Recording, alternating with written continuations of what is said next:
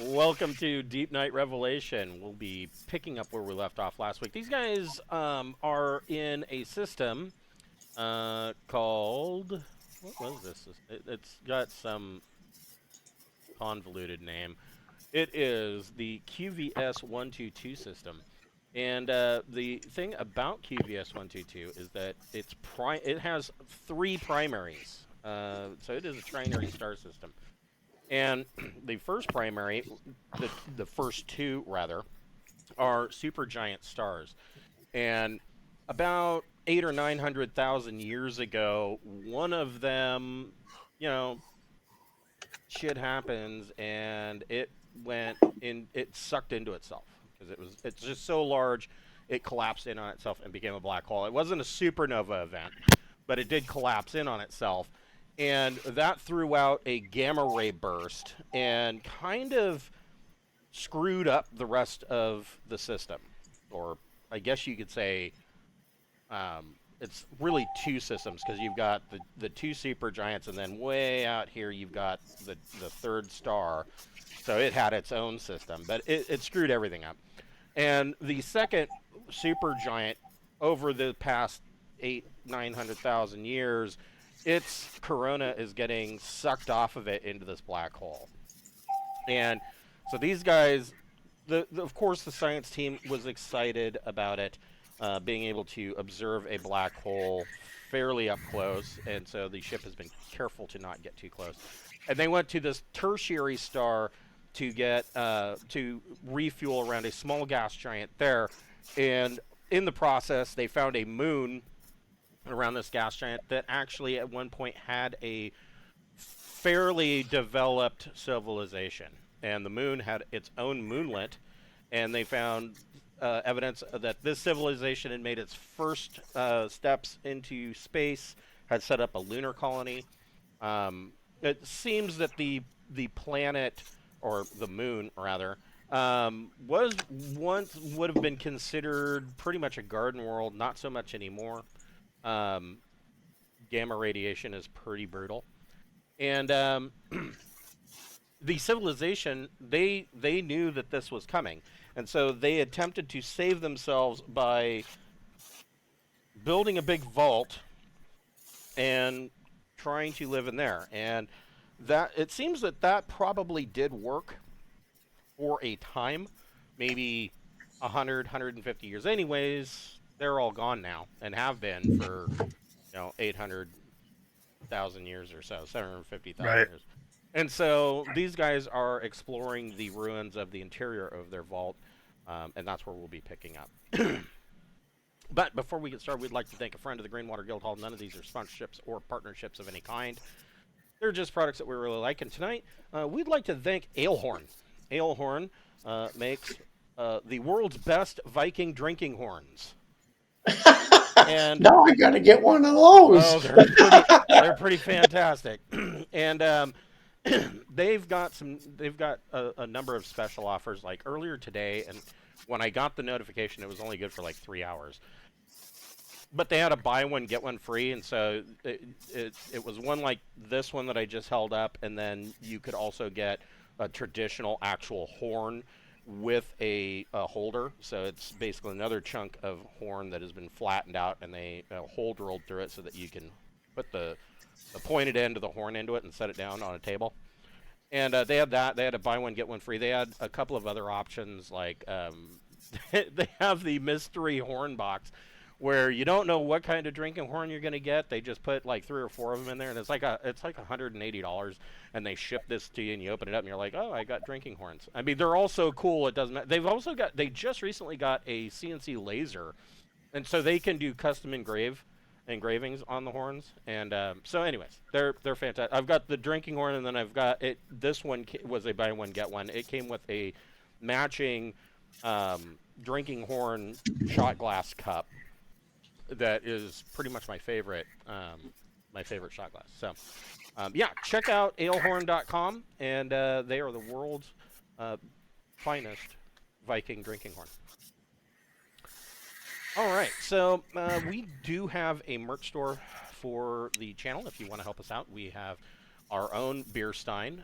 We also have a blanket, a fleece blanket that comes in 3 sizes, buttons and T-shirts, just a plethora of stuff. Yeah, that's what the beer stein looks like, which, in my opinion, makes a better coffee mug. It's pretty fantastic. Um, I'm looking forward to the morning. Yes, yes. So yeah, if you want to help the channel out, 100% of the proceeds from that store goes directly back into the channel. And if you want to help us out, go get yourself a T-shirt, drinking horn, or rather a beer stein and a T-shirt. And we appreciate everything you do for us. Stein. You went? Oh, I was just saying it was a Stein. That's Yes, a beer stein. Yes, it's stein. Yeah, beer steins, drinking horns. Man, we've got the alcoholics covered. So, so all. Yeah, you guys, accoutrement. yeah, so you guys have been down on this planet or on this moon for probably about a week at this point. Revelation has refueled and has set into a steady orbit around the moon overhead, and teams have come down. Archaeologists, anthropologists, forensic scientists. You have found some skeletons. Not a whole lot though. I mean, over this range of time, even those, if they didn't fossilize, they would have maybe not. They probably wouldn't exist at all. But the archaeologists and the anthropologists and David Anderreich, your space Gandalf. So David Anderreich has found what appears to be, and there are numerous. This cavern complex is huge. Like, it is literally the size of a large city.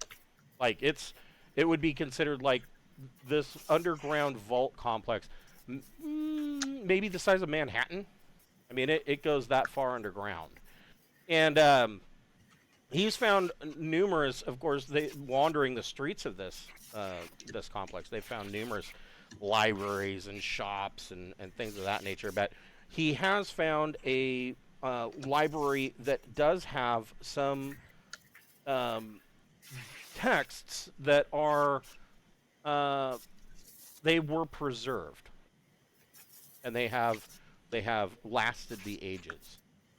And of course, over this time, your translation matrix, I mean, after only a week and having to read the text, it's not by any means perfect, but he seems to be rather excited. And he comes in and rushes out to seek you guys out and pulls you into this library because he has something that he wants to show you. And what it is an account of a... it's kind of... it reads like an account from Ancient Aliens. So... right on. Yeah. But the thing that he finds exciting about it is that they actually... There's a little bit more credence to this because they actually did see something through a telescope. And there are sketches of what they saw. And these sketches look a lot like the derelict spacecraft that you guys found that the space whale was protecting. Oh, okay. And he says that he thinks, in his opinion, that this may be maybe a sign that you guys are on the right track or heading in the direction of actually finding these people. And the rest of the account, like I said, it reads a lot like, you know, an episode of Ancient Aliens. You know, there's speculation that maybe these people had been here before and seeded the moon with our population, and that, you know, maybe the true aliens are us ourselves, and, you know, ridiculousness. Well, I guess it's not that ridiculous, considering that humanity was taken 300,000 years ago by the ancients and seeded. So maybe it's not that weird.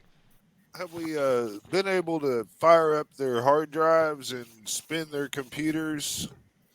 You have, and go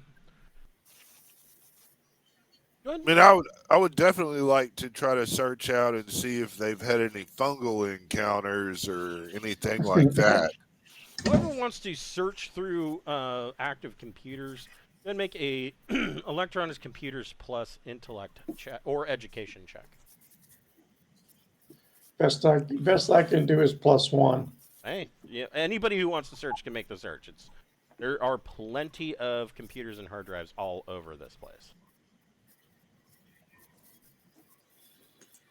All right, I Sorry, will. character sheet slow. Ah, no problem. I'm gonna have Stimpy do it. Slot the wafer jack and I got an 8. No, I got a Stimpy got a an 10. So the 2 10s got it, and an 8, that will get it as well. Or, I'm sorry. So Sarda got an 8, Glenn got, or Randolph got an 8, and Bocephus got a 10. So you guys each of you find a piece of information. Bocephus, you don't, so the records that you're kind of going through are, of course, attuned to what you are an expert at, is reading essentially medical records. I'm using Stimpy. Or Stimpy, yeah. So there are no references to. He gets excited at one point, thinking, "Oh shit, we might have found something," but he didn't. There were a number of fungal type, I guess you could call them diseases, fungal related illnesses on the world. But nothing to the tune of what you guys are facing with the entity. But he does come across, there is a plethora of data on a series of viral and even bacterial diseases that are unknown to anybody except people on this world.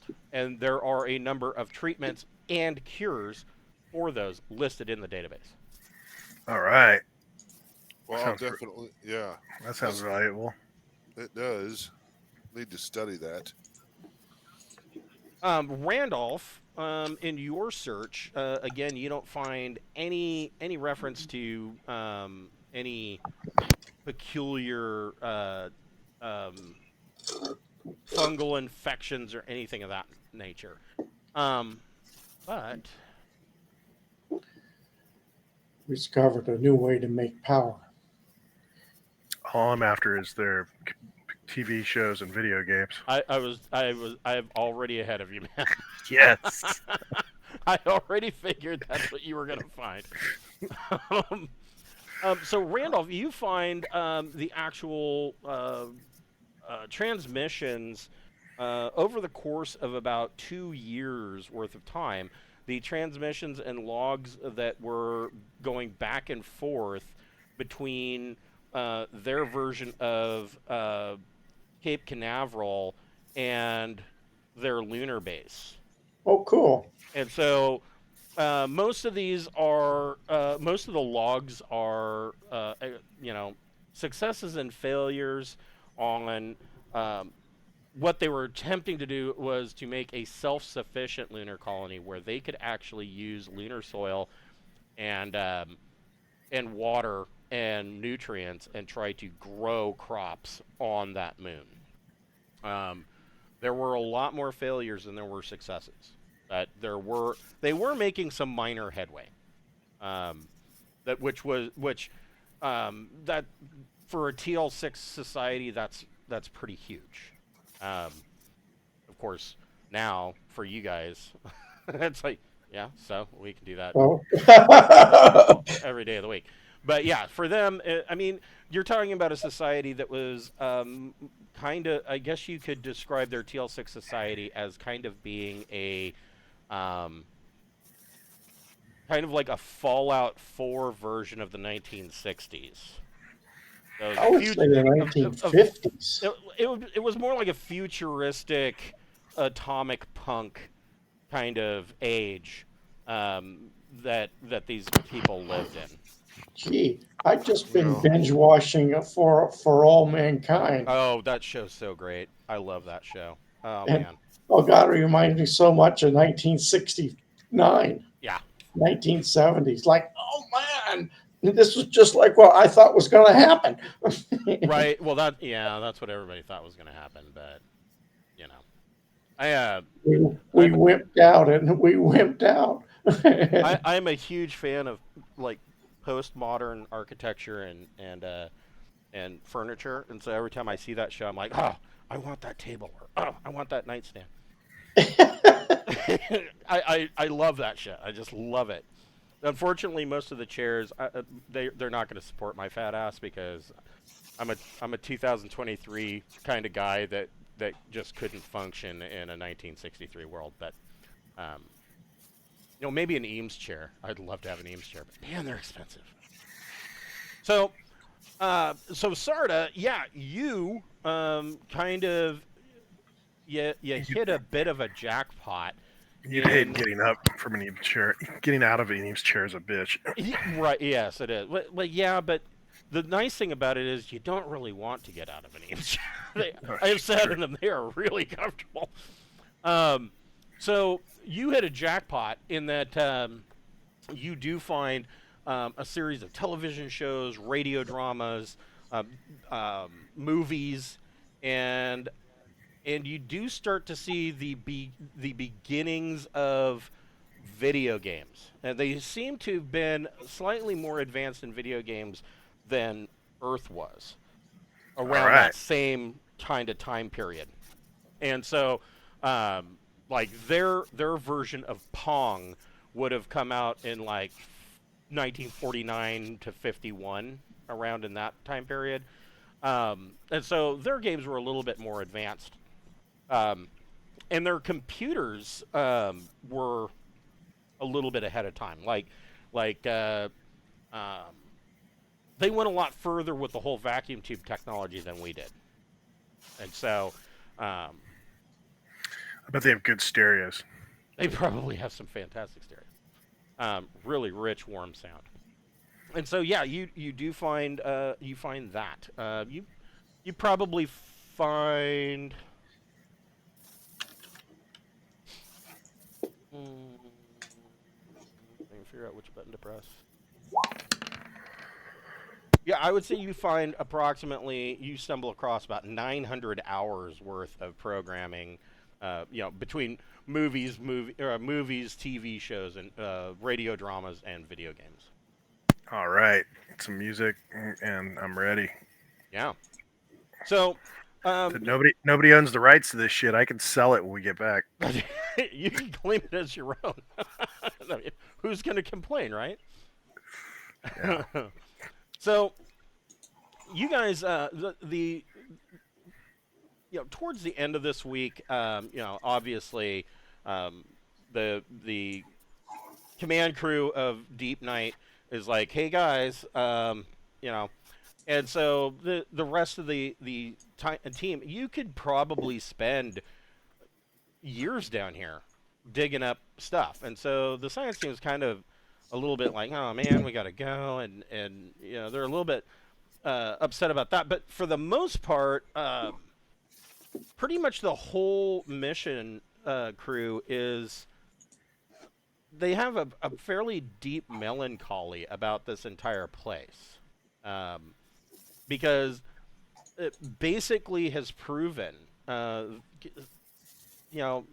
necessarily some of their worst fears, but the fact of what reality is.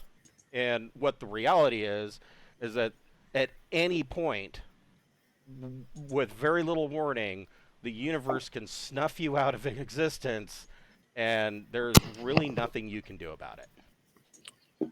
That's just the reality. Maybe we ought to throw like a big party for everybody before we break out. Like we could get everybody, uh, you know, gathered up and back on the ship and clear out a huge area and maybe a costume party. You know, we could play some of this Sarda's chosen tracks and shit, and and one before we get back to the grind. All of this music strangely sounds like the electronic music from The Expanse. Oh no. um, so yeah, you kind of Human music from yes Rick and Morty. yes. I kind of like it. Yeah, I'm gonna have Stimpy dress up as a female deer, and I am going to dress up as a dill pickle. Okay. Yeah, because together we make a dildo. So Stimpy is kind of one step ahead of you on that whole thing. And so like there were a And number I'm of going to dress up as a mission ops commander. yeah, I'll even press my uniform. So Stimpy was kind of ahead of Bocephus on that whole thing because, like I had stated the last time we played, which I said it was last week. It was actually 2 weeks ago, and I keep forgetting about that. There were a number of flags around this place, and Stimpy has taken one of those. And through the back and forth over the week, has set it up, hanging on off of the one of the balconies in the cargo bay, and some of the little items that people have found as they were searching through this vault, they have kind of set up this small section of the cargo bay. And when I say a small section, a very small section, I mean maybe 150 square feet, of basically made it a museum dedicated to these people. And as Stampy had said, they were making their first steps into space, and they couldn't make it much further than that. And so we have the opportunity to carry them with us all the way. And so yeah, you guys get back up to Revelation, and you have your little party. Are you guys? Is Randolph going to supply the party with anything from his stills? Yeah, I have 20 liters of fresh moonshine. Oh well, that will do it. Yeah, so you supply the party, and the are you keeping it for the crew that was only on the mission down there, or are you opening it up to everybody on the ship? Oh, this is ship wide. Everybody. Yeah, We so the we booze need to is have. tripwise too. Yeah. Okay, so the It'll have to be a weak punch. right.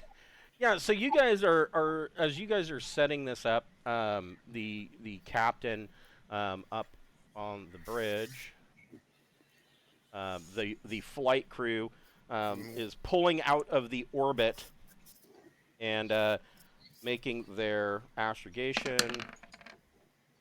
and power,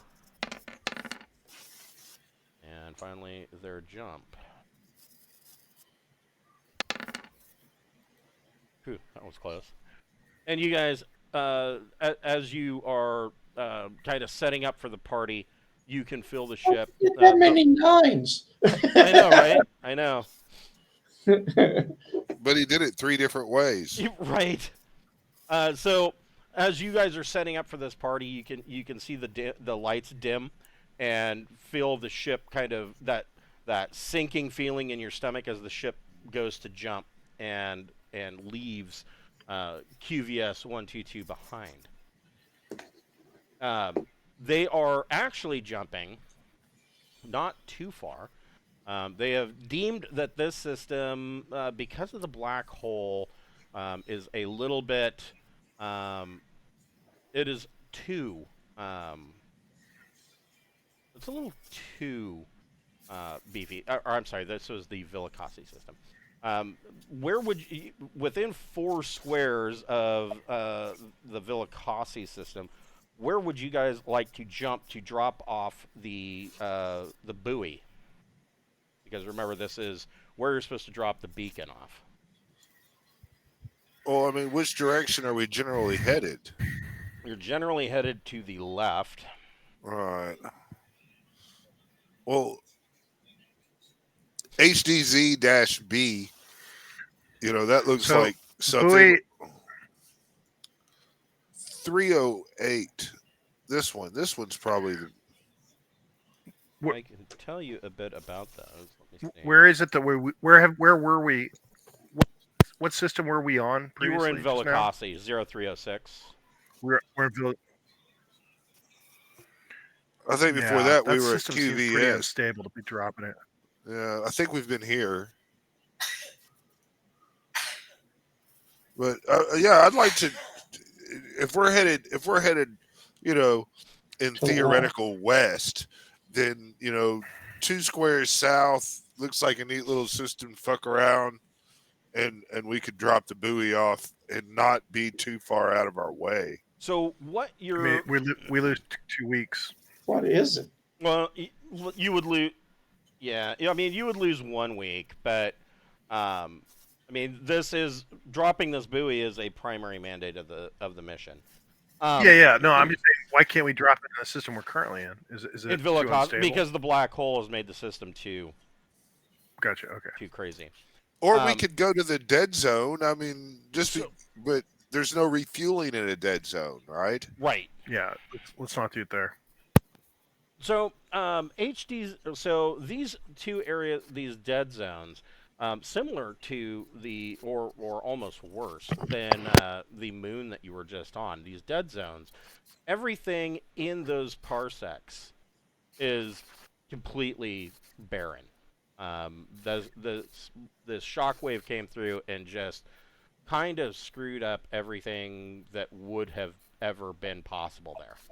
But HDZ-A centers on a G4 yellow main sequence star, and the system is in a state of complete chaos, with one of the terrestrial planets being ejected from the system, and another is in the process of breaking up. There is a gas giant present in the outer system that is relatively unaffected by the inner system under heavy bombardment by planetoids that once formed a broad belt at the edge of the warm zone. Can you tell me about HDZ-C? Yes, I can.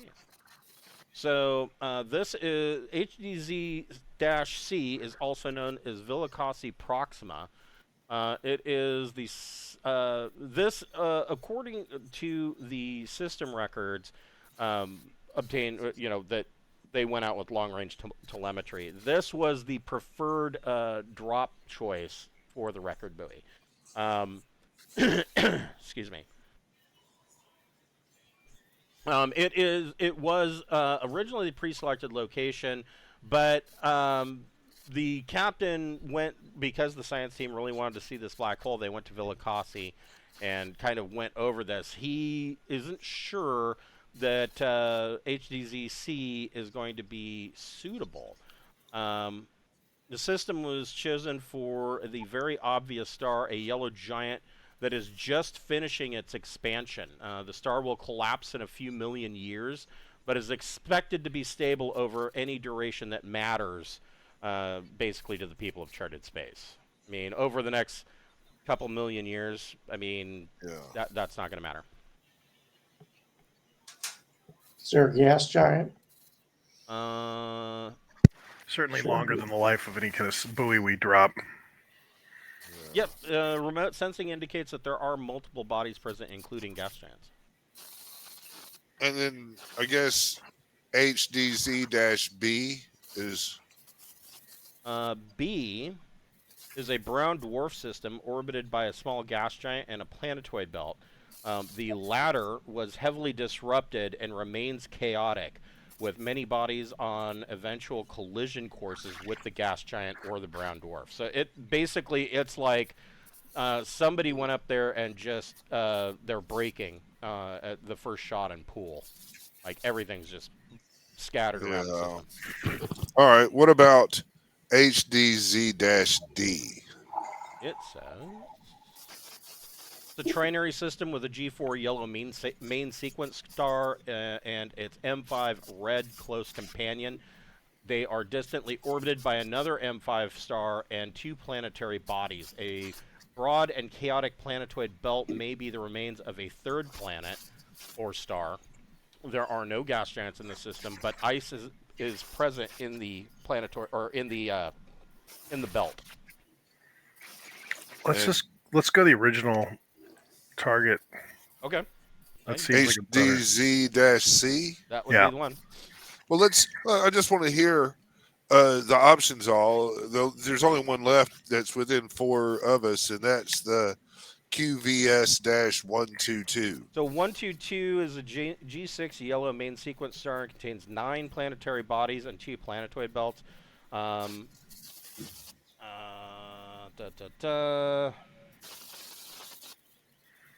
that's about it. But everything in that system is dead.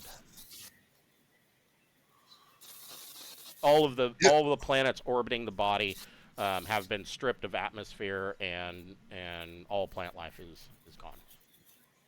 Then yeah, I guess HDZ-C. Yeah, like Sarda wants. Okay. So you guys, I have no objections. You guys have your main party, and even the captain and the XO come down with the flight crew. They leave a skeleton crew up on the bridge, and they come down and kind of enjoy the party. I don't know if enjoy the party is. It's almost like a wake. Well, sometimes you don't get the desired effect out of things. Right. But, yeah, I mean, they're very interested. They're looking over because, like I said, Stimpy and some other of the crew members had set this up almost like a museum, and so they're looking over some of the artifacts that were found in the vault. For instance, some of the computers look like almost like a cross between. If you took like a Commodore 64 that had a built-in monitor on the keyboard, but the keyboard itself was laid out more like a mechanical typewriter. And so they're kind of fascinated looking these things over. Aside from that, I mean, looking at it, you can tell what it is, but the design and whatnot is obviously alien. Well, this will be us if we do not stop the fungi. Yeah, but the difference is that who knows if there will be anything left to find if if it's the fungus. That's right. So in essence, we face even a worse fate than what these people have. Right. So yeah. So fuck them. Drink up. Yeah. Get drunk. Yeah. No, it is sad though. They got snuffed out. Dude, it's crazy shit. We face a lot of that danger here on Earth. So if we do like just one little group does a fucked up experiment and all of a sudden all our atmosphere goes away. Well, I mean, if Yellowstone explodes. Yeah, yellow. Time. And that's funny that I'm actually glad you brought that up because, nobody's talking about this, but the caldera under Yellowstone is like what 100 years over 150 years. Oh overdue yeah, it's gonna pop. And if that blows, you're literally talking about cutting North America in half. Well, I mean, you're talking about obscuring the sun for years. Right. But I mean, immediately, like, literally, that continent's going to be blown in half. Oh, we're going to have a mind scare. Right? Yeah. Yes. I mean, yeah, it's funny. Nobody seems to be talking about the fact Well, I mean, I always crack up that... Right now, I'm going to run out and find a cave and put in hydroponics. Right. Well, I always crack up that they do the whole thing about I can't believe all you Gen Xers thought that you had to hunt under your desk and you're going, all those nukes are still out there. Right. You know, it's like, if anything, it's less safe now.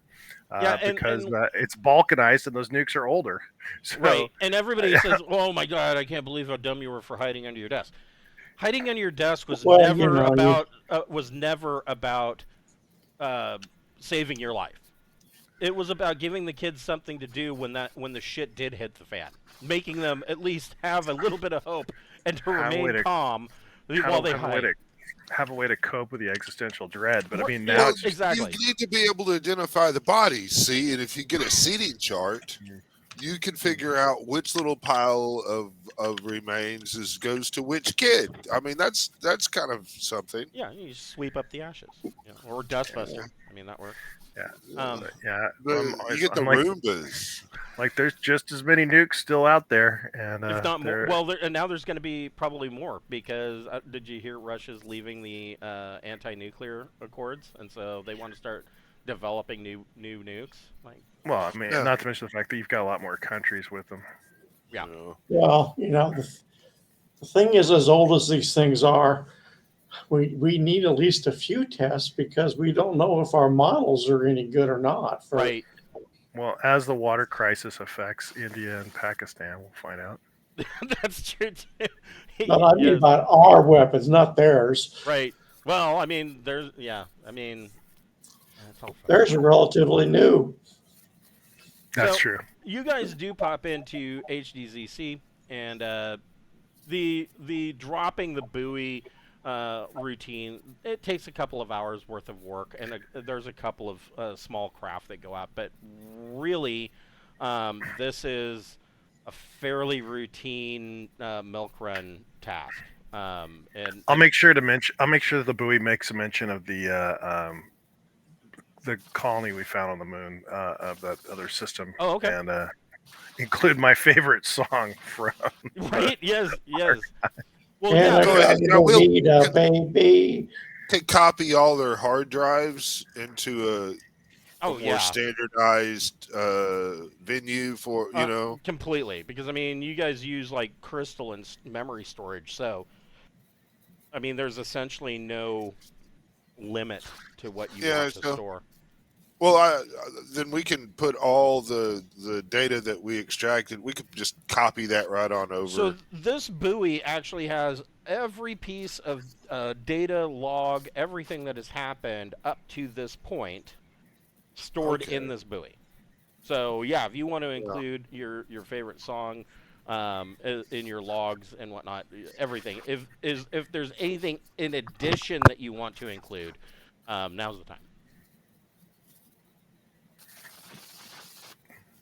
That's good.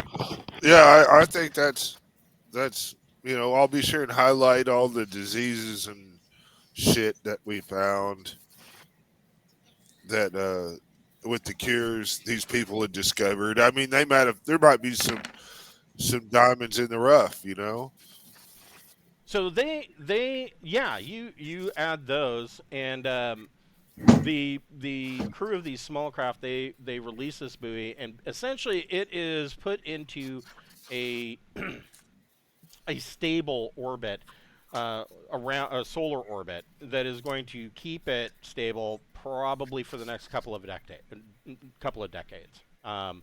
After that, the buoy itself has basic positional thrusters that can make minor corrections and will keep it stable. Yeah. And it'll just sit there and beep out into the silence of the deep night, and that's about it. Well, good. No. So yeah. Nope, go ahead. Can I get some rolls while we've been traveling and all that on my ability to transfer memories from one monkey clone to another monkey clone? Yes. So, yeah, go ahead.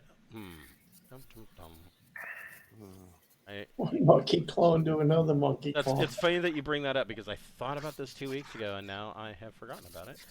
Make a... Well, I've got to keep it progressing on this because it's a long, drawn-out thing. So I got to keep making sure So the first thing that you Do want to not make do it. is a electronics, computers plus intellect check or education, your choice. Can I use Stippy? Yeah, yeah, he's helping you. All out. right. Cool. So, oh, look at that, motherfucker. Oh, okay. Stippy. Oh, I'm getting him some grade A drugs. So the Gonna next brew him up. Get high as shit. the next rule that you want to make, and Bocephus will need to make this, is a you want to make a science, robotic sciences, plus intellect or education. Robotic science 1 and education will give me that. I'll get a +2 on this.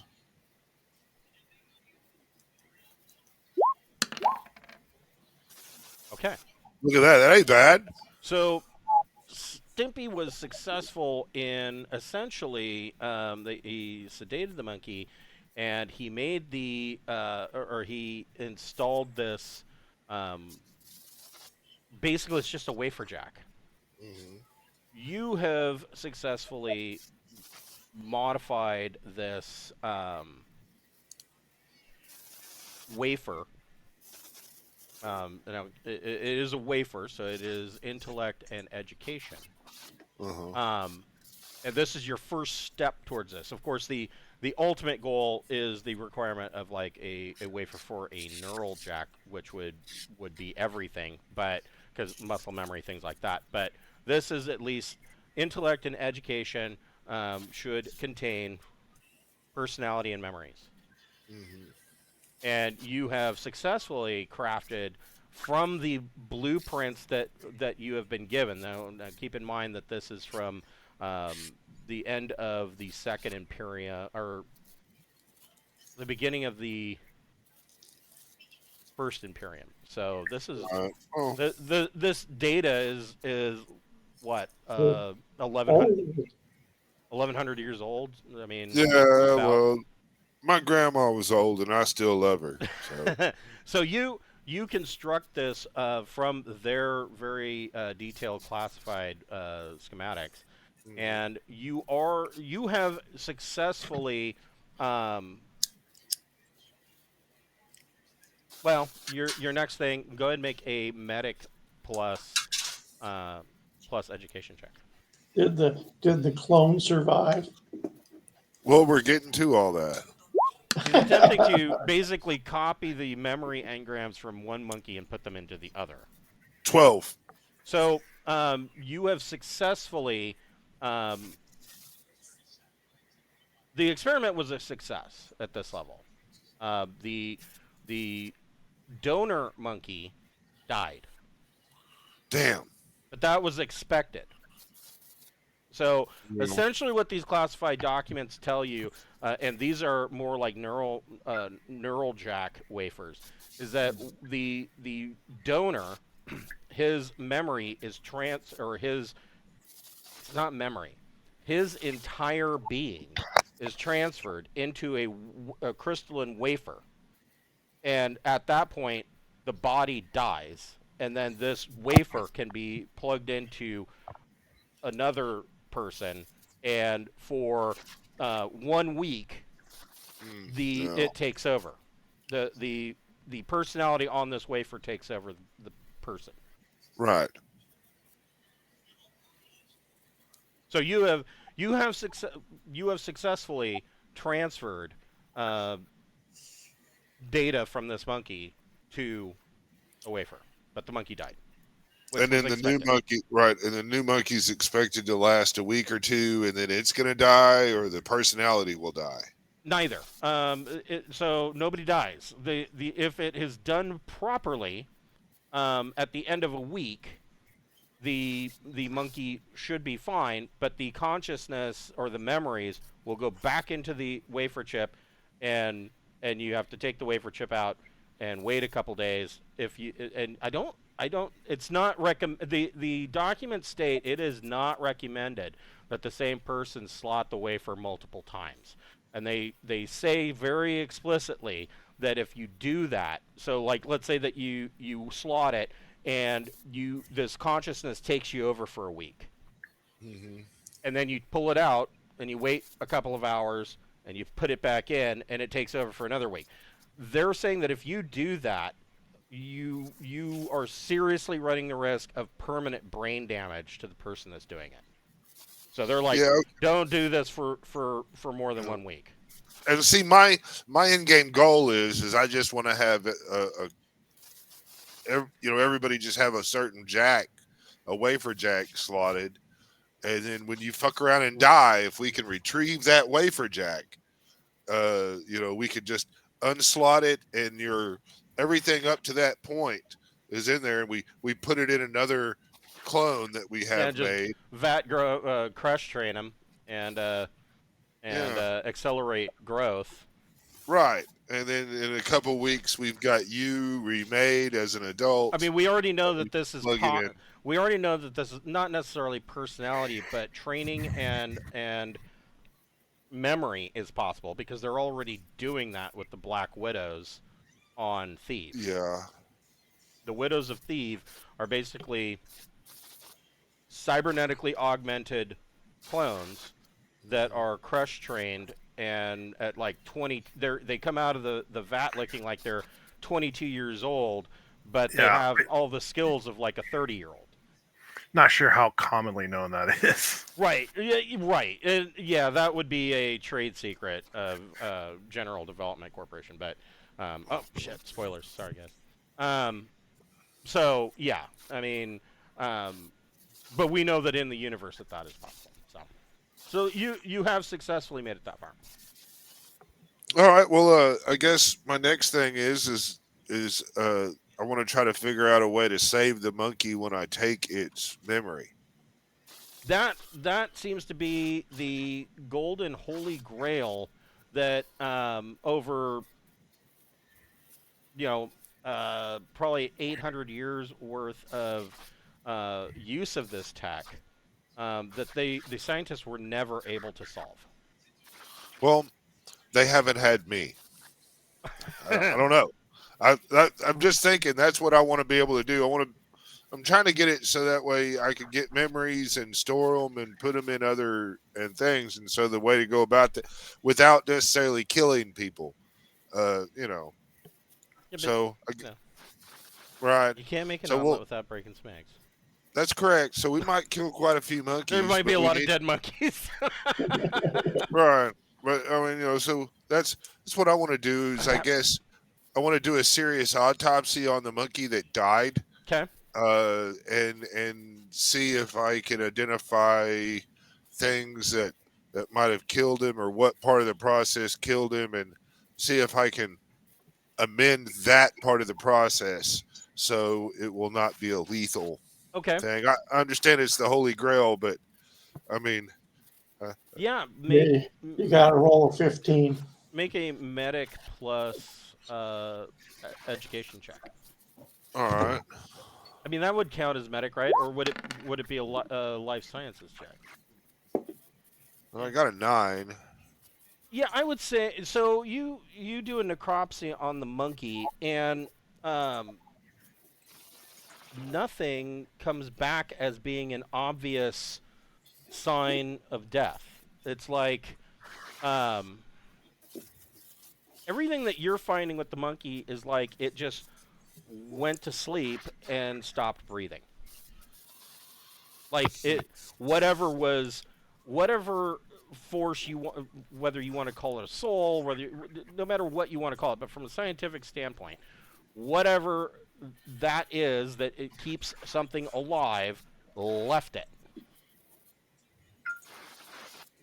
So, God, now we're talking about I have to fucking be able to discover what a soul is to manipulate that.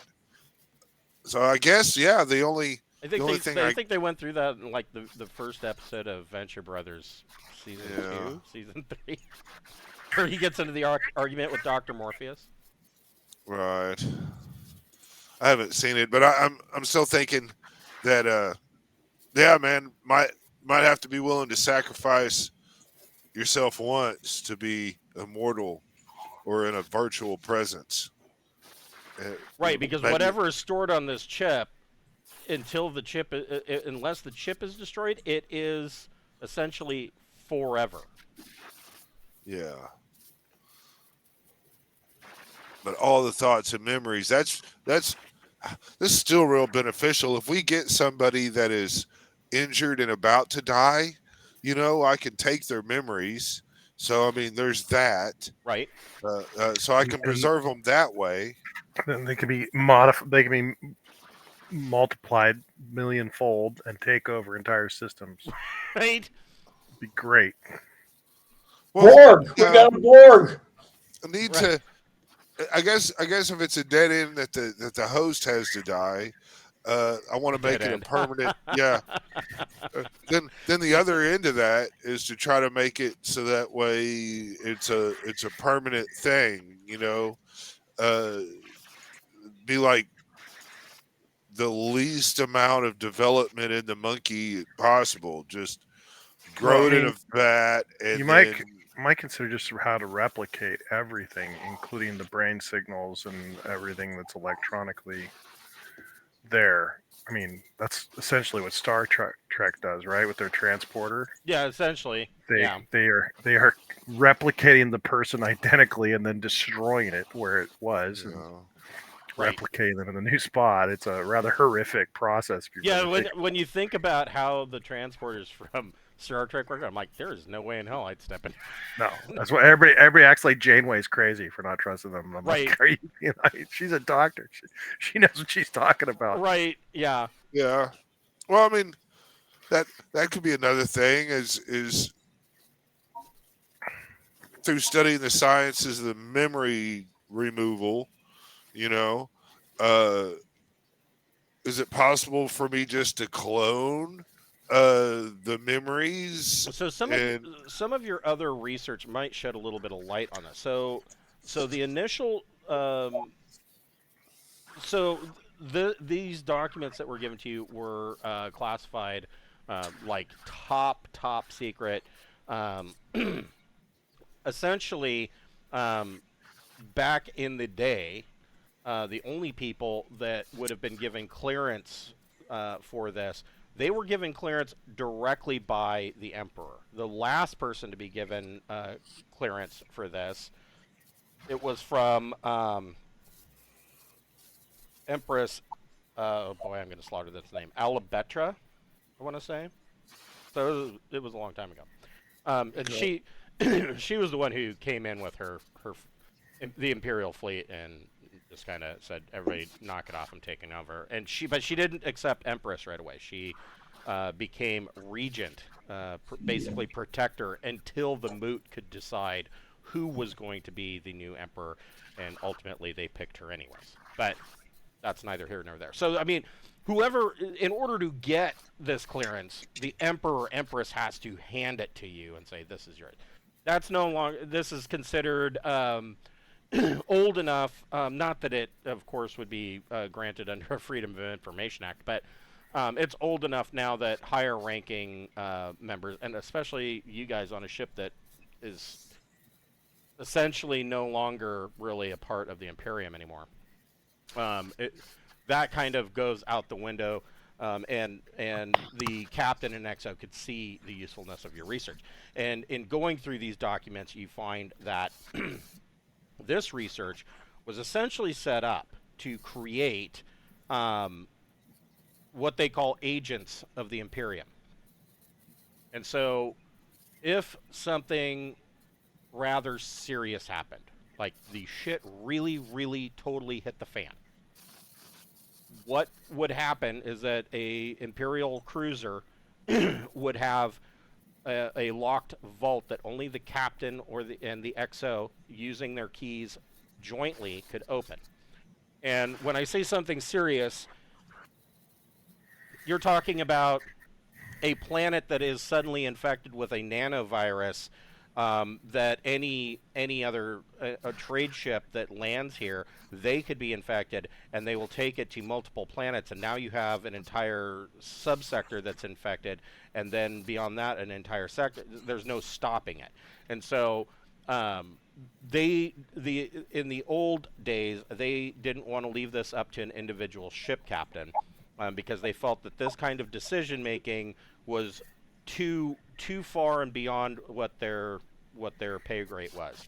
And so they had created these agents of the Imperium. They hand chose these people. Usually it was somebody that had a terminal illness that could not be cured, and they were going to die anyways.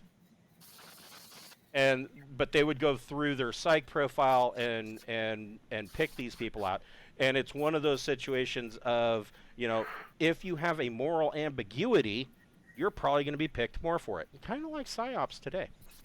And so these people that were selected, they would would undergo the process. They would die, and they would be on the ship. They would be put into this vault, and then when the shit hit the fan, the captain and XO would pull it out.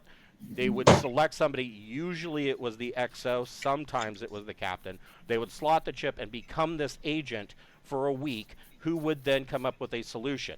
In a lot of cases, that solution involved orbital bombardment of the nuclear variety, where they completely eradicate everything on the face of the planet, and then they red zone the planet and put up a picket to quarantine it for 100 years.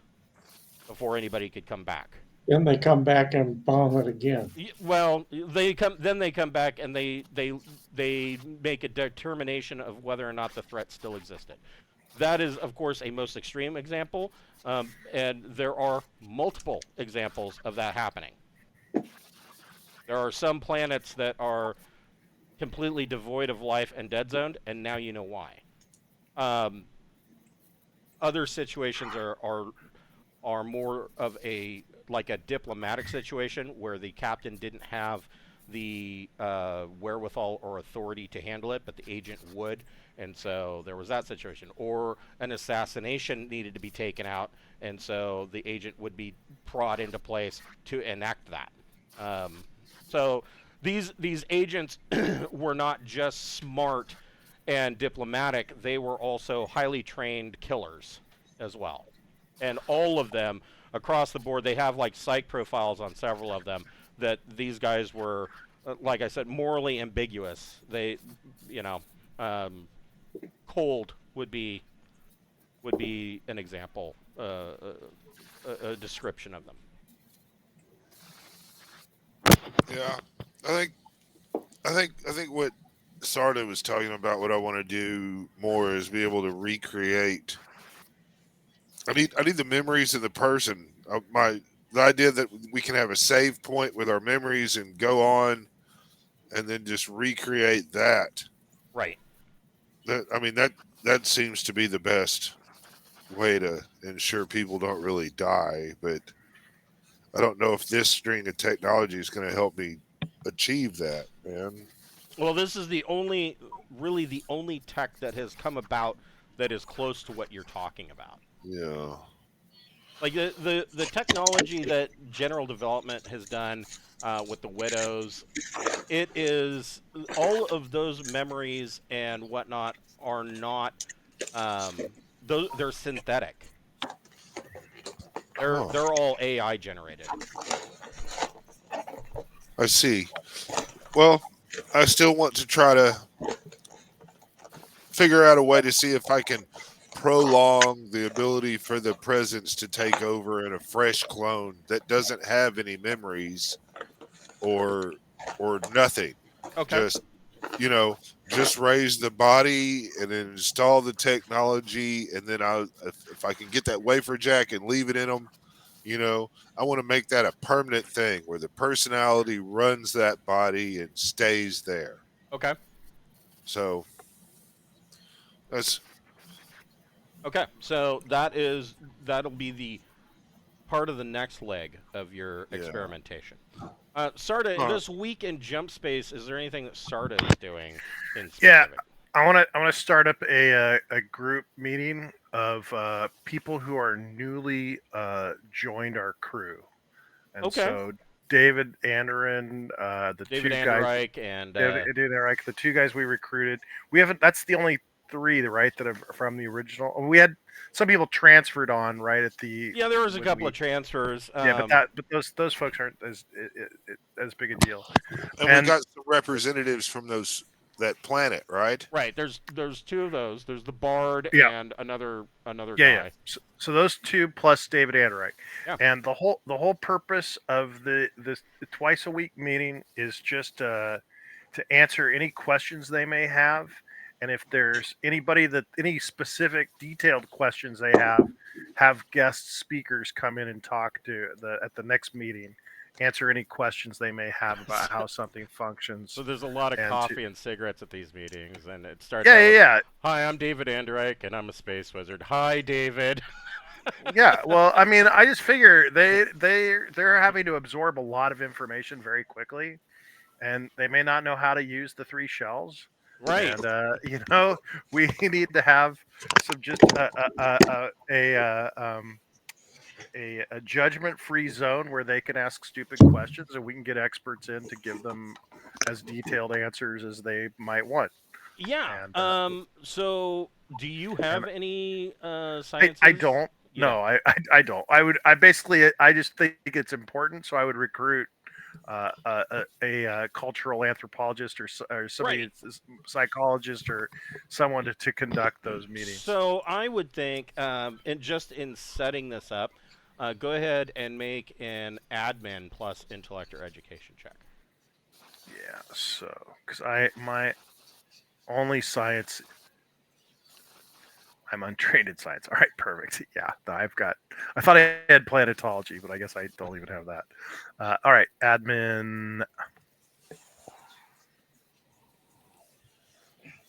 And this is a perfect example of all those memes about, why did we have a meeting when it could have been an email? Well, and this is a perfect example of why it should have been just an email, because just to set up the meeting generated its own paperwork in and of itself. So, yeah, with a 10, you have no problem. You set up, are you doing this like on a weekly basis or? I think twice a week. That way, Okay. if they've got questions that need an expert, we can book the expert for the next meeting. So David And they don't- Anderreich, they don't- he has, it's hard to.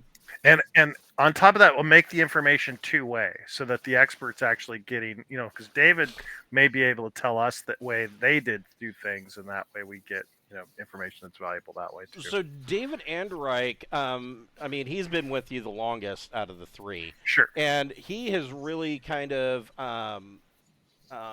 ingratiated himself into the social sciences departments. Sure. Archaeology, history, linguistics, and philosophy primarily. Somewhat sophontology, because using his philosophy, he has some unique insights into some of the aliens that you guys have run into, and so paths that some of these scientists wouldn't have thought of. He kind of sheds light on, like, why don't you try this? And as far as like history and whatnot, he tells everybody, he's a wizard, and so he's really big into learning the histories of any species that you guys come across, because ideally he's looking for those ancient, what might be called arcane texts. Arcane in the most literal sense, being Right.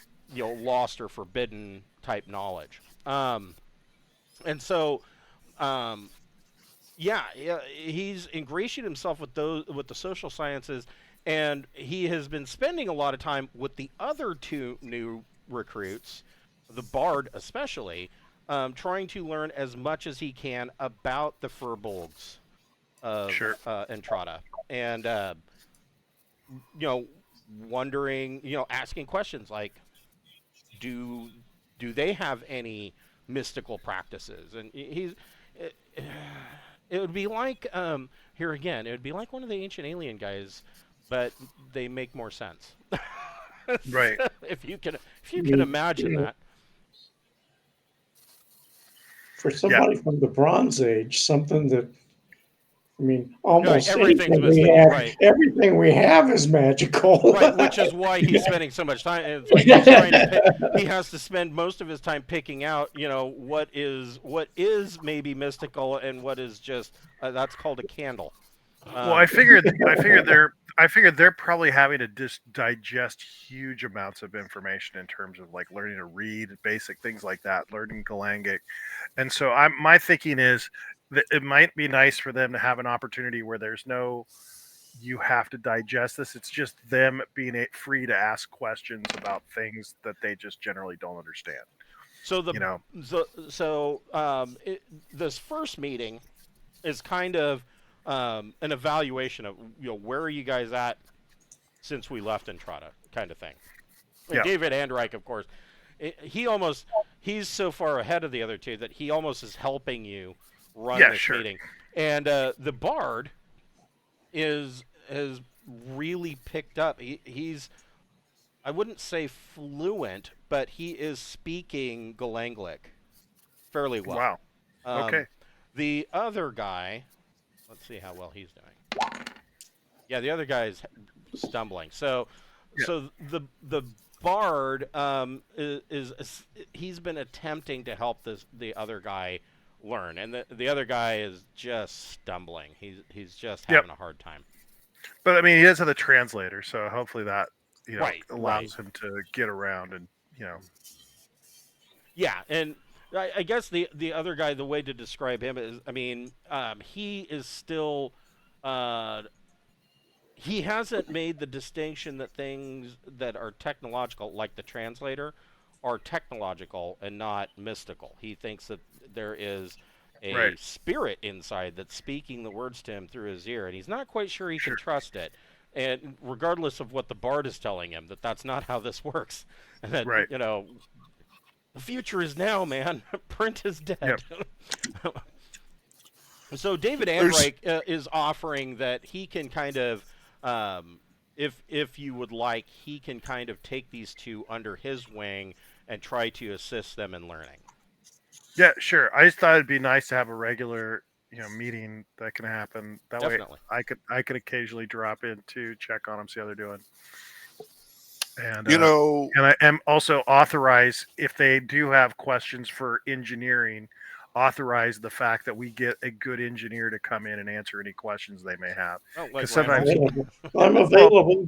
right. well, that's what I'm saying. I mean, who knows what questions they're going to have. Yeah. And so oftentimes, trying to get peel an expert away from what they're doing for an hour to answer incredibly stupid questions can be difficult. Right. And so having somebody fairly high up that will Yeah, basically like, ensure that it happens. Gravity, what's that?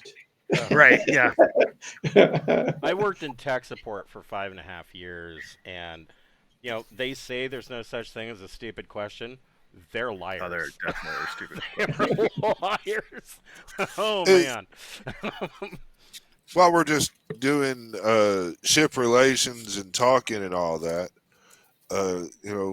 what do you think, and even if it's possible, really, between Sarda and I using a combination of maybe a clairvoyance-based technique with a telepathy-based technique to maybe help our space wizard visualize and check out one of these ancient arcane texts that might be somewhere in the universe. Visually, one of us could maybe get in his mind and find what he's, kind of vibe into what he's wanting, and maybe. So over your period, I've made telepathic contact with him, and it's an interesting brain. yeah, and I mean, and you've been able. I mean, you have been able. You've had more than enough opportunity. You probably wanted to explore that at least one more time, but and both of you would have experienced the same thing. It is, it's not like any consciousness that you've ever contacted. When you make contact with him, you feel like you are floating in a void with multicolored stars floating around, and there seems to be almost no rhyme or reason to anything. Like you can't, unlike other mines where you can choose a direction to go to pick out something, it seems more like you're floating randomly, as are all of these multicolored dots. And Yeah, so so, you weren't here that session, and so Yeah. he somehow managed to on his own wind up 4 parsecs. He beat us on a 4 parsec. Yeah, I still want to know how he did that.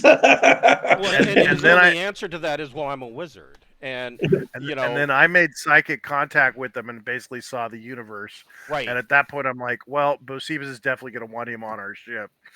And so right. that's why we recruited Yeah. him. Well, you know, you saying that he is always seeking out arcane spells and shit. I wonder And if he's so, an I mean, android. maybe He's if we Data. could use our psionic powers in some kind of combination, uh, you know, maybe we could help him learn about an ancient text or something. At least, you know, maybe send out a ping if any of those type of I think the problem's yeah. range. right. Range is a real issue with psychic stuff. That's true. Yeah. Well, maybe he could amplify our range with his mystic wizard shit. Yeah, I don't So really. we could I mean, ask him, you know. I'm hesitant to have anybody else on the ship really know about my own. Yeah, I Well, mean, ability. especially the loyalist imperial Right. faction, Right, but because nobody knows how You're they're fr- going to react. you're from a psychic race, so if people know that you're psychic, it's probably not that big a deal. Yeah, Bocephus essentially has, well, it's very limited, He's a but mutant. he essentially has a license that allows him to, for the most part, exist. you But know, that, like I said, that license is very limited. If they knew some of the additional training that he has received or skills that he has developed, that would be the Imperium would be like, no, that's a no. And Or I they don't would I don't recruit have him. any of this. I don't have the sciences that you have, the psychic right. sciences that you do. Yeah. Well, I mean, that's what I want to do. Is you know, if Sarda is willing to participate, if not, then you know, whatever. Can David do something with his wizard brain to amplify our psychic ability? That maybe we could locate some arcane text or artifacts on our path that he'd be interested in. His answer to that is that Of course, I'm not going to name drop Sarda, but even though I'm sure that he's aware Sarda's a psionic. I don't know. he probably isn't. Because I Oh. mean, He's definitely not psychic. I mean, that was the first thing I Uh, was asking about. Was is he? And and like, he's not. no, Yeah, he didn't register as psychic. He registered there's as something else. no barriers go up. I mean, he's not. okay. For the most part, it is more like touching his mind is more like his personality. For the most part, he's an open book, but he is chaotic as all get out. Wow. Like you almost extreme ADHD. Like he'll switch focus on things in mid project. Um, uh, Asking him if his answer to that is as nebulous as everything else concerning magic goes. Um, he tells you that he has a feeling that we're on the track to finding great knowledge. Well, cool. I mean that's about the most that Right. and he admits, he says, I can't really tell you more than that. It's just a feeling that I have. Okay. So that's possible clairvoyant type powers. Maybe. Yeah, I mean, I mean the gut feeling thing. I mean that's along that yeah. line. But I mean, Maybe. both of you by this point would have. I mean, I'm sure Sarda would have said, "Hey, Bocephus, check this guy out, that kind of thing. You would have both Yeah. experienced what it's like to float around in his mind, and Right. saying that when you make telepathic contact, it is like floating freely in the universe is a pretty good example. That is as good a description as any. Okay. Well, cool. Randolph, what Sir. do you have any plans for downtime for this week in Jump Space? Yeah, I thought I'd take the young lad that Dave is working with and just walk around and show him the engineering stuff. Okay. So do you want to take him and the bard, or just That's the guy? fine. Okay. Or I was gonna say, or you could take just the one who is struggling. I think just the one that's struggling, and we're going to watch people change air filters and water filters and go into the engineering and say, this Yeah, is where our came. power comes from, even though he won't know what that is. Well, his background was he was a bronze worker. Yeah, he was a so- bronze Yeah. worker, so he may actually pick up on this. Do you have And any? he was specifically interested in engineering. Do you have any sciences? Yeah, I have chemistry. That's a good one.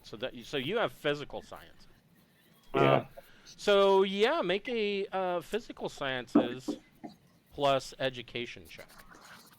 And education specifically because you are educating. You're edumacating. 11. Oh, nice. So this guy, that is pretty good. They got rid of the old education skill. Did they? You know what? I I didn't. think Even look. it used to be. I think That used to be a big thing that you could say that you're spending your week helping someone else train. helping somebody else learn. That is a darn good question.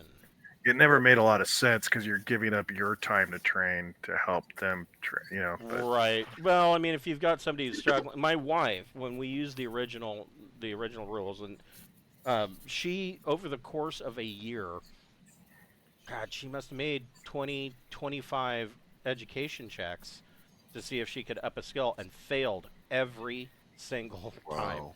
And so, I mean, she was starting to get really frustrated, and I was her can't. bonus in the negatives, or it just had really bad luck? Just had really bad rolls, and so that's kind of why when I got the companion, I was like, this kind of solves that problem. Everybody gets a fair, or that everybody gets something out of it. Yeah, they did. There's no educate or teach skill. Yeah, no, it used to be Interesting. part of the old. Yeah, the first edition. But so yeah, so I think it's part of T5, but like you said, it'd make a terrible game. I'm thinking about actually using this rules to make a program for generating characters. So originally, when I was getting into Traveler, my original idea was to use T5, and wow, trying to just read the first chapter of the very first book, I was like, this is a nightmare. It is There's table after table after table. right. I mean, when you're generating a character, you go to a table, figure out what planet you're from, Right. and then you can generate another for what college you went to, and or university. You get choice of one or the other. Yeah, T5 is an excellent toolbox. And when I say that, I don't even necessarily mean that it is an excellent toolbox for the players. It is, that entire system is pretty much the purview of referees only. And it is an excellent toolbox to generate almost anything that you could possibly ever want. I mean, it will literally, in a couple hundred dice rolls, it will generate anything that you could possibly want. I quickly pushed that away, and it said, no, we're not doing that. And so I went with Mongoose, which is a much more digestible version of Traveler. I mean, it's an updated version of the first. I mean, it reminds me a lot of the White Wolf stuff because you pick a stat, you pick a skill, right, and roll your combo. Yeah, T5 is nuts, man, crazy. So you are successful. This guy's actually um, he's grokking what you're putting down. So, like in showing him how to replace the air filters. Well, first you should kind of show him, water filters, and this immediately. He's from a fishing community. That's gonna make sense. Right. He's from a fishing community. He knows that you can't just drink water. You have to filter it. Sometimes you have, and he's watching you replace these filters, and it registers with him that essentially what the purification system is doing after the water is filtered is that it is, for in his description is so that's essentially boiling it. Yeah. And I mean, that's maybe not exactly what it's doing, but close enough to an analogy. He understands it. And he kind of, moving on to the air filters, that part, he doesn't get the science behind it, but he equates it to the water filters and working in a similar fashion, which isn't entirely wrong, but I mean, if you'd asked him to repair one, he'd be lost. Couldn't But do it, but he at least knows how to replace the filter. he know how to replace a filter. Yeah, yeah. And so he's he's getting that. And you kind of take him around engineering and show him, like, for instance, the power plant, and he has no clue as to what a fusion a fusion reactor is or does. But after your description, he does know what a water wheel is. He knows You know what a fire is as well. He probably knows what boiling water is like and he how knows steam comes out the top. Exactly. So he does understand that part of it. So he gets that this is how power is generated and that it goes out. And he's starting to gather that there isn't a power god in there. Yeah, there isn't a power god in there, but he's still not. He still thinks that, like, the computers and wall mount speakers, that there's a little spirit in there that is relaying information. But his analogy is that they are energized by what is coming out of this fusion reactor. And you're like, that's good enough for now. That's about a huge step forward. Right. That is quite literally. This guy's a little bit slower on the uptake, so that's about a week's worth of training right there. So, like I said, he probably did better with Randolph in the week than he did with anything else since. Mostly the rest of the crew, you would attach them to the engineering section. And the Bard actually was able to pick up quite a bit. The rest of the engineering section, as far as teaching or explaining what it is that they do, they're not very good at that. They're engineers. And so they explain what they're doing. And if you aren't from that technological society, you're like, yeah, I don't know what you just said. Which is what happened to this guy. He just kind of got... Do we have a range? A firearms place? Oh, yeah. Yes, you do. You have, and that, I believe... invited a movie night, too. Make sure they get invited to movie night. Oh, well, yeah. Oh, we got to do Star Wars. We're going to be showing you guys Porky's. It's really important for you to understand the culture. Yes, this is a part of your educational training. Let's see. It might be in the... It's a bunch of bad movies. It might be in the pods. There is... We can do Escape from New York or Escape from LA. Yeah? That ought to be an exciting evening. Yeah. So number 8 on the Central Pod... I figure if you stick to rom-coms that they'll have something to grasp rather than number 8 on having to explain that we don't live like this. We never have lived like this. Yeah, no, that gets hard. It's more confusing when you're showing them all. So number fictional. 8 on these Central Pods is actually a training facility where you would have weapons ranges, martial arts training, zero gravity training. Pretty Yeah, much there we go. every kind of training. There's even classrooms in here. If you want to learn to be a pilot, there's more than just flight training. There is also written study. And so all of that takes place in these two number 8s. I'm going to ask this guy if he would like some training in our improved version of a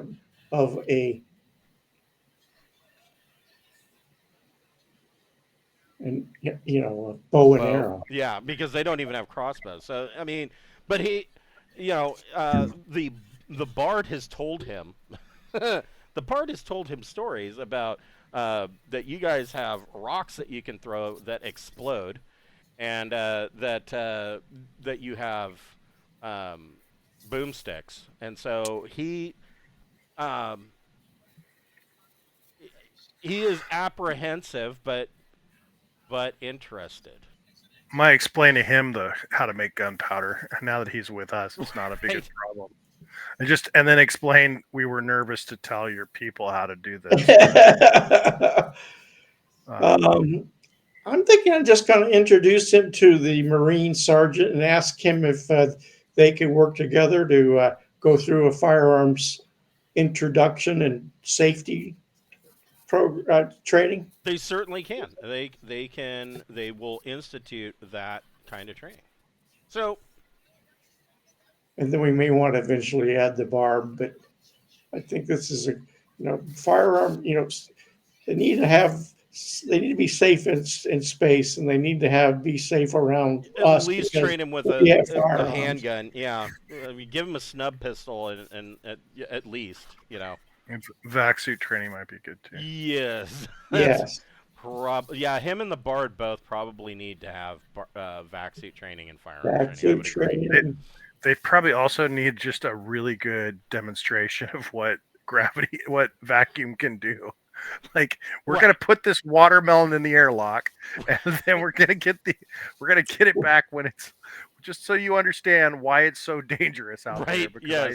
Yes. So that will be the next on there after you have adequately trained him on replacing water and air filters and teaching him, what the reactor does. That is next on the dog. The security chief is happy to, or Jack is perfectly happy to give him some firearms training. So at the end of the week, this was a busy week for you guys. You, of course, come out of system and are in the process of refueling as you normally would, and everything's going pretty standard and normal. Out of your viewports, this is what you see, and this is the direction you are heading. Now, according to your astrological charts, this is the astronomical. Well, astrological. Yeah, I guess astrographic. Yeah, astrographical. Because it's astrographics is certainly not going to be about my sign of Sagittarius. Yes. So your course is taking the moon ascending in Sagittarius. Yes, this is the Hennlix Nebula. Now keep in mind, you guys are probably still 4 parsecs out, and this is what you're seeing out your windows. The Hennlix Nebula, it was known that you were going to be heading in this direction from way back earlier than Tobiah, where way back in the Imperium, 130, 140 parsecs back, they used long-range telescopes and sensors, and they said, well, this isn't an issue because the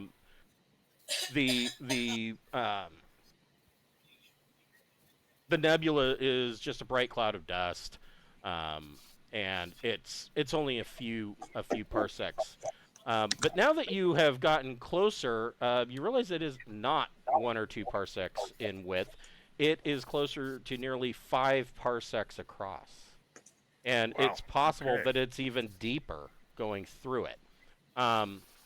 It is gas that is emitted. Yeah, they thought that it was maybe at a minimum about 3 parsecs across. Now that you're closer, you're able to see that it's like 5. And your sensors are reaching out and poking in. And there are at least 3 star systems within the nebula that have 2 bright stars that are close enough together that they might be able to just see out of the gas cloud.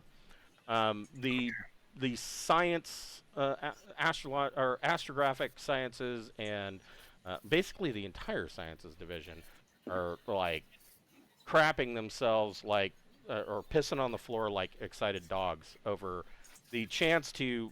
They're like, we can go into the nebula and see a nebula from the inside. Sounds good. I've already stepped on a gas giant. Let's do this. Yeah, I walked on a gas giant. A nebula's nothing. So you guys get to make some decisions.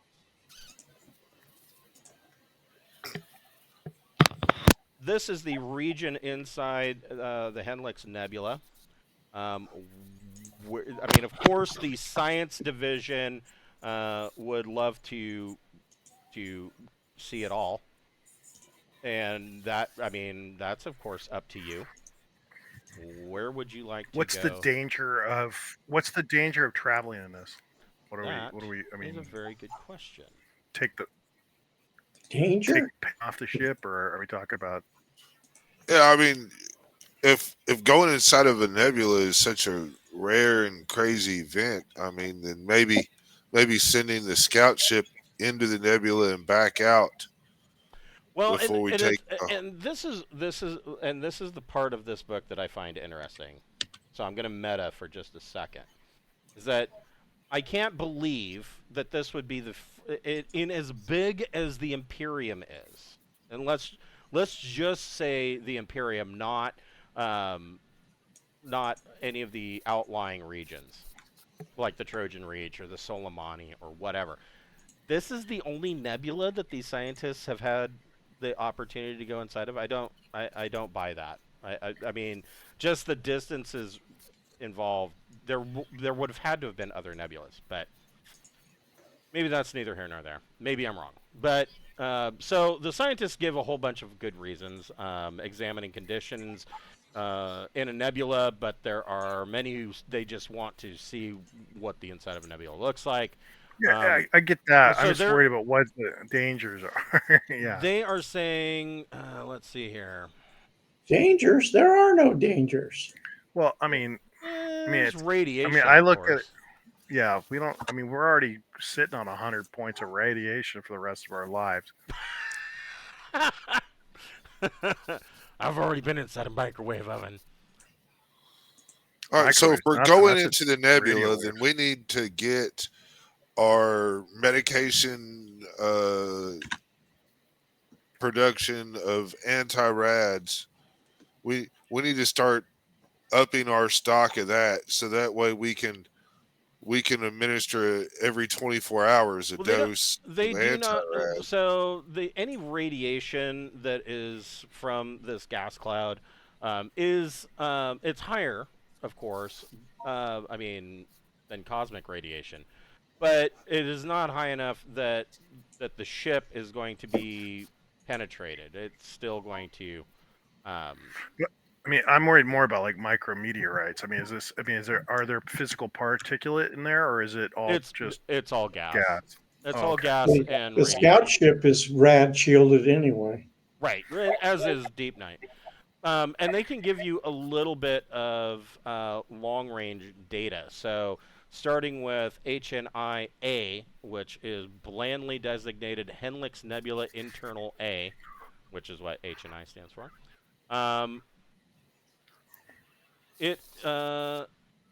its presence can be discerned with gravitic sensors from a couple dozen parsecs away. The only observable part of it using optical instruments from about 12 parsecs, and then it's not clear even then. It seems to center on what they believe to be a single G7 yellow main sequence star, and gravitic sensors detect that there are 2 planetary bodies in the system. Okay.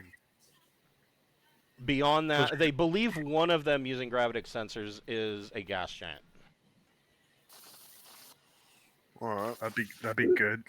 That'd Source be- of fuel. They believe. Well, like I said, from 12 parsecs out, they can't. They get almost nothing but a blur through the nebula using optical sensors, so they're strictly going by gravitic sensors. And so, according to what the gravity says, it looks like there's a gas giant. Is HNP-B outside the nebula? HNP-B. Could we hypothetically scoop the gas? Hypothetically, yes. It would take longer than what you would Sure. than what you would get from a gas giant, but Sure. theoretically, yes. It seems like it would be safer. Probably, but it would take much longer because Sure. because I mean, despite what you're seeing on your screen or out the windows, once you get in there, you really find that it is a lot less. It's a lot less dense than what it looks like from a distance. Sure. I just meant that if we're going to be blindly leaping in, hoping the gravitic sensors are correct and there is a gas giant, and we find out there isn't, we'd still have a source for fuel. Correct. That's really all I was thinking about. Yeah. And I mean, you could probably speed up the process. Send Randolph down to make some minor adjustments to the scoops on some of the small craft, and they could probably funnel in a little bit more of the gas than normal. So HNP-B, it seems to center on a pair of near identical K5 orange main sequence stars. It has an unusual composition. There is a single terrestrial planet, there is a gas giant, and 2 wide planetoid belts separated by a sparse zone that has just enough material that the 2 could possibly be considered a single super wide belt around both stars. And aside from that, they can't tell a whole lot, but it is at the very outer edge of the nebula gas cloud. Okay. Well, we have to go through there anyway. Yeah, I mean, you're coming from the right, so I mean, if you wanted to hit, I mean, this would be an obvious first choice. Yeah. What's down here? This one? Yeah. B. The HNI-B detects as a trinary system a pair of M3 red main sequence stars orbiting one another and a distant M1 star. The primary system contains 3 planetary bodies and a gas giant. The system lies at the fringe of the nebula, where the gravity wells of its stars have twisted the cosmic gas into spirals and thin areas. At times, the nebula is thin in places so that you can actually see through it into the system using optics. Does deep space have to go through this itself, or can they go around? Or they could technically go around. It would add weeks to your journey, though. Okay. Really, right. really, so you're talking about jump time. You're talking about five additional weeks. Okay. So, I mean, that's not out of the question. Yeah. I just wanted to get an idea of. So I would say that we want to jump maybe a day or 2 ahead of the Deepnight. In the Dust Next?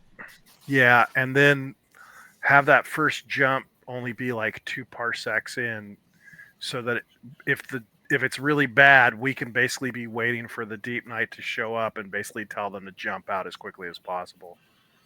So did you want to jump into a blank hex and wait, and they come I'm pick you trying to- up, or did you want to jump for HNP-B and have them meet you there? I think that latter. Because you already know the HNP-B has a Where gas. where are we coming from? Yeah, Where are we coming from? Somewhere in this area. Well, you could come Okay. from this area, and that would or somewhere over to the right. There wouldn't be an issue if you wanted to jump to HNP-B. They could make that happen. Because keep in mind, you're about 12 parsecs out, so there's going to be at least 2 or 3 more jumps before you get to a point where you would launch the Destinax. Yeah, it sounds like the HNPs are outside the nebula and the HNIs are inside. Well, except for this one, HNI-B is on the outer edge of the nebula. Let me tell you about HNI-C. They can see it is, they believe, from what they can tell through optics, it is a solo MT red main sequence star. Their gravitic system is telling them that there is likely 5 planetary bodies in the system and a planetoid belt. They're just kind of ciphering through the gravitics. They're estimating that there are at least 2 fairly large gas giants. All right, well, that sounds good. And HNP-A, or also known as Hennlix Nebula Proxima A, is a K5 orange subgiant star. It seems like the star is in the process of swelling up into a giant phase and destroying its inner system. But at the same time, it has brought warmth to the outer worlds. They are detecting that there are 3 planets in the system. Gravitics shows that one of them is likely a gas giant. I think HNP-B is the logical first stop. Yeah, I mean, just until we are feeling more comfortable with how dangerous that may or may not be. yeah. I mean, I'll- I'd get us close enough to give better observations on them. And yeah, I think a 3 or 4 day head start to check out things is a wise idea. Okay. Yeah, I'd feel better about it if we only needed to make jump 2s, so that they could hypothetically jump out immediately rather than having to refuel before they leave. But I don't see that that's really an option. Everything looks like it's jump 4s, or at least jump 3s. Okay.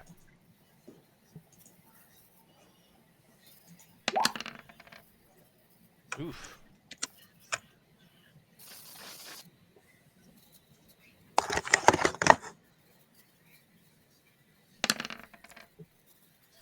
So, Jack jumps you guys, and Wait, Jack jumps us. Why would Jack jump us? well, are you guys flying your own ship, or because I mean Jack's not going to be with us. I mean, for a while. Jack is the pilot, but I'm definitely the jump engineer.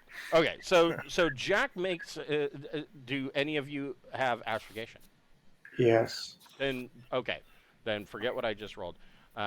Randolph, make a astrogation plus intellect check. Jack just needs to sit in the pilot seat and show up to play his guy. Bo Stevens, I know you've been pulling a lot of overtime making characters. I want you to make, and you can just use the companion, if you would like. Make a naval pilot character. All right. And you can give him as many turns. Well, if you just use the package creation. That will work, or you can make them the regular way, however you want. So It's really fun to roll them. So I have 4 ranks in jump engineering. That's why I'm saying. I mean, Okay. There's no way Jack should not be doing jumping. He's our pilot, but he is not the jump guy. So Sarda, go ahead and make a engineering J drive plus intellect -2. Plus intellect, not education, huh? Cancel. Switch this to intellect. So normally astrogation is a routine check, but you're jumping into a nebula, so Astrogation. This is engineering, right? This is Correct. I'm rolling the engineering. Correct. Engineering then- J drive plus plus intellect or education Or education. Okay. minus switch back. 2. No worries. Sorry.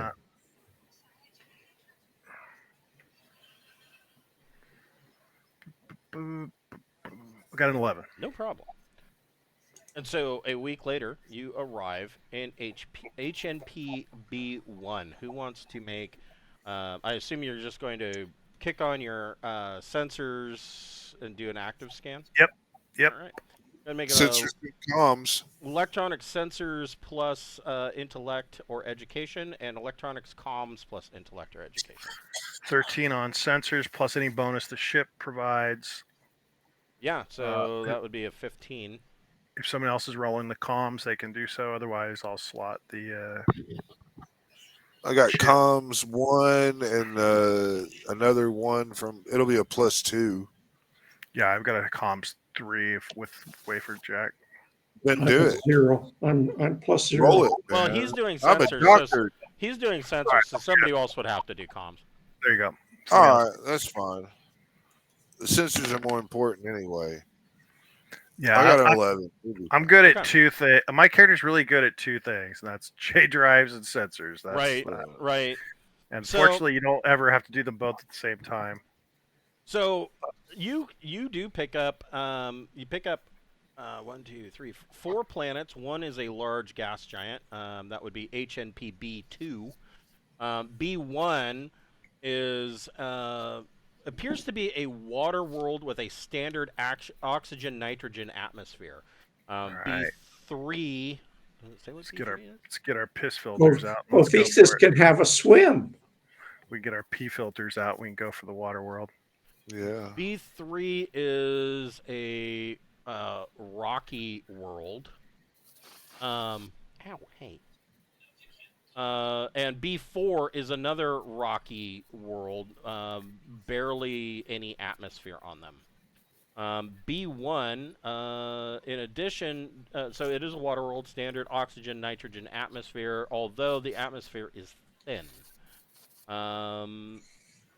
You're detecting that there's virtually no land above sea level. There are a few archipelagos, and you won't know it until you get down on the surface. But you are expecting that there would be that would be where any land-based life would be. And you're looking through it. You see that the seas are big enough. You're kind of estimating that the seas should be chock full. This world looks like it should be plentiful life, at least in the oceans, even with a thin atmosphere. Sushi. Conventional science suggests the archipelagos, and there is a single small subcontinent that should be covered in plants, even if there is no animal life. However,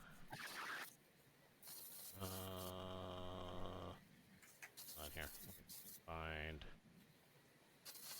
I wonder how big their mosquitoes are. Craft vehicles and equipment. Here it is. This is exactly what I was looking for. We need a submarine, man. So you do have a life scanner analysis suite. Yep. And with your sensors roll, the reality is that what your life sensors analysis suite over the course of 5 hours, as you guys are kind of you're coming in because you didn't know where to jump to, so you jumped in the middle of the system. So you got a ways to go, but Sure. you're over the course of 5 hours. What your life analysis suite is coming back is that the reality is that this is a dead world. The atmosphere seems to slowly be reverting to a nitrogen carbon dioxide mix. So something's killed off all the plant life. And it is showing that at one time there was life here. But Okay, so nothing we- remains of it.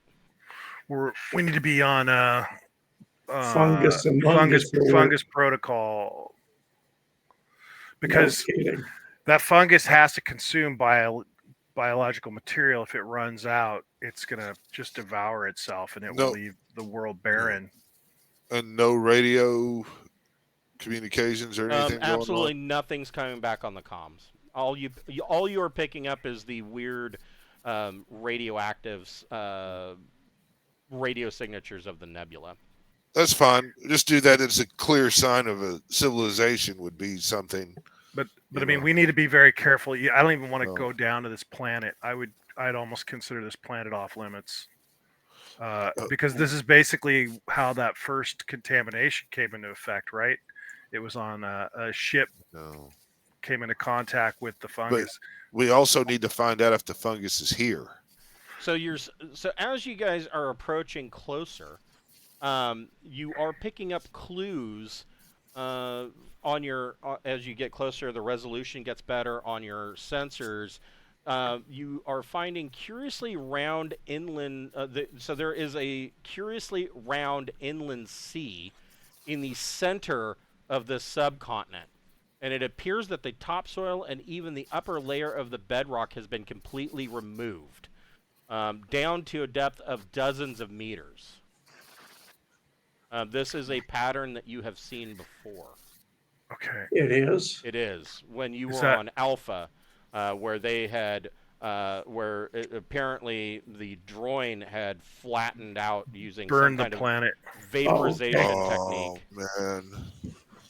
Yeah, this planet was contaminated. The yeah. Life Sciences Suite is coming back, indicating that the beginnings of primitive life may have started in the seas. There's no sign of rampant underwater plant life or algae now that would be required to create an oxygen-rich atmosphere, and that's why the atmosphere is basically slowly poisoning itself. The waters contain a range of biological compounds, but you would have to get closer to analyze them in person physically. And you are picking up a structure on the surface. Let's go check that out. In on this subcontinent, there is an area that looks like it has been flattened out again, using the vaporization technique, and there is some kind of mountain, it was a constructed mountain structure. Yeah, I'm guessing that's gonna be a droid monument. That could Yeah. be valuable. I want to, before we go there, I want to go back out to the atmosphere and drop out a warning buoy, warning not to approach this planet. Okay. If we get fucked off, I don't want anybody following. This should be a red flag zone. Okay. So we will pick up this next week on Friday night at 7 o'clock for the next episode of Deep Night Revelation. Have fun. Thank you. All right. Have a good night, guys. Yeah. Good night. You agree with that, though, right? Oh, for That sure. Yeah. Yeah. I think that's what basically happened before, is that that algae gets contaminated in a planet, and all it needs is biological material to show up before it can start growing, and it just consumes all the biological matter until the planet's bare. Yeah. And so I think this planet got devoured, and there's probably stuff still laying around the soil just waiting for a biological I food agree. Yeah. to show up. Cool. All right. So yeah, we need to be really careful. But if the droid left a monument, we definitely want to check that out and see what information we can get from it. I agree. This is gonna blow your mind, guys. this next leg, or this whole next part of this, is pretty effing awesome. Actually, I was looking at this, I'm like, oh, these guys are gonna love this. I've been waiting for us to get to this part for like months. Good Right time. on. Well, cool. Give everybody a I'm wake-up looking call. forward to it. All right. Yeah, really. Cool. All right. I will see you guys next week. All right. See you All tomorrow. right, take care. All right. Yep. See you tomorrow. Bye.